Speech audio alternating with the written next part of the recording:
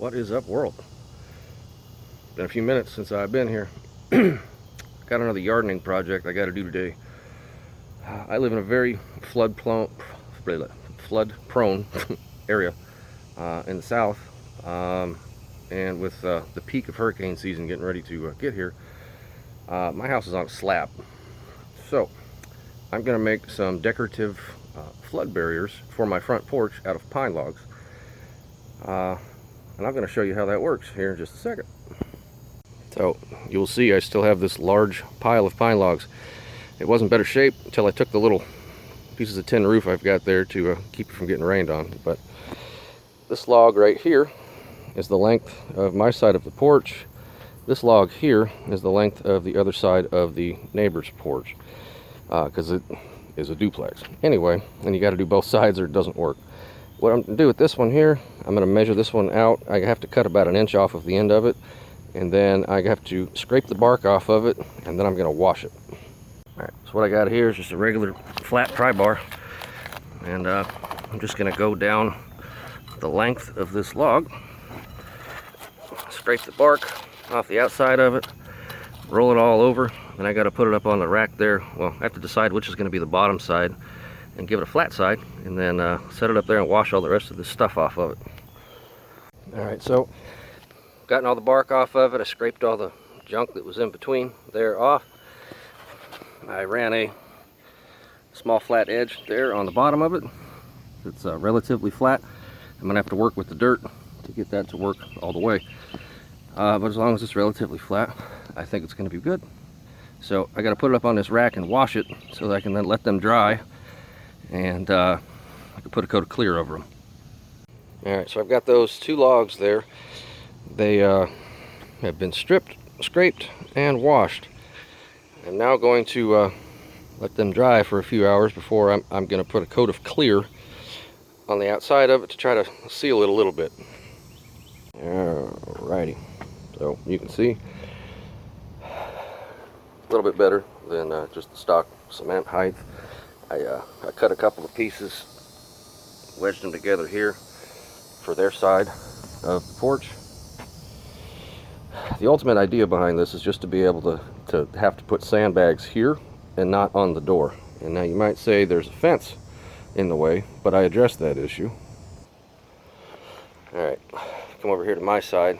You can't see it, but underneath of this fence here, I actually cut a shim of wood that I had to force between the dirt and the fence itself, and then the ends of the logs are sitting on top of that. See, the ones I've got over here are a little bit more basic because the porch is a little different on the side, but yeah, so there's that. And then again, just to have to, where my shadow is, put the sandbags there to keep the water, because I mean this place is literally on the ground. And this yard floods. The side of the house over there floods. The whole yard floods. The main drainage for the entire street starts in my yard, and I'm on a slab. So now what I have to do, well, I have to go to work now. I was just getting this taken care of before I went to work. But when I get back from work, I got to go get a couple of wheelbarrow loads of dirt that I am going to pack between the log and the ground itself to act as a barrier all the way around this. I'll catch you when that's done. Alright, so a little bit of dirt packed in. Time to repeat it on the other side. Alright, packed in. I've watered them both, repacked them in with my feet.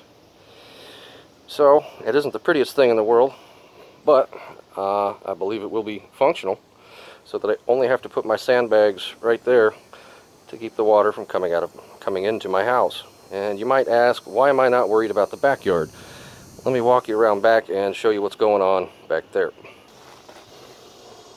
Alright, so why am I not worried about this? Because this slab, and then literally my laundry room is sunken down about 2 inches from this slab. But let me explain something to you here. See way on down there. I will pause this and walk way down there. Alright, so I am now way down here.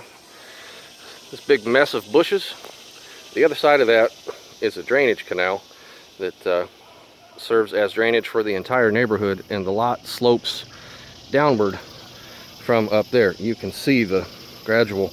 Now the problem with the front yard is that the drainage is right there, and the front part of the lot is flat, and the block's drainage starts right there. Everything from both sides of the street run down, they cross over, they hit my ditch, and then go into this drain in the back.